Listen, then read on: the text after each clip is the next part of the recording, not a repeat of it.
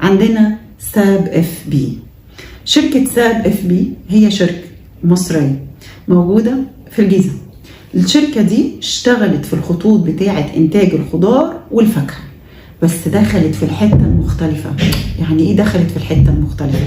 يعني كتير بيصنعوا الخط بتاع السايزر، الفراولة والفاصوليا وكل الكلام ده والبرتقان ده، ناس كتيرة قوي كتير بيصنعوا الخطوط اللي هي عندي بتاعة البطاطس المقلية، بقوا كتير في مصر. بس أنا لأ بقى، أنا هشتغل في الخطوط بتاعة الخضار المجفف مش المجمد. أنا هشتغل في الخطوط بتاعة الزيتون. أنا هشتغل في الخطوط بتاعة التمور. وخلي بالكم من حتة التمور، احنا بنصنف في مصر أكتر دولة على مستوى العالم في إنتاج التمور، لكن للأسف الصادرات بتاعتنا لا تتعدى 2% من حجم التجارة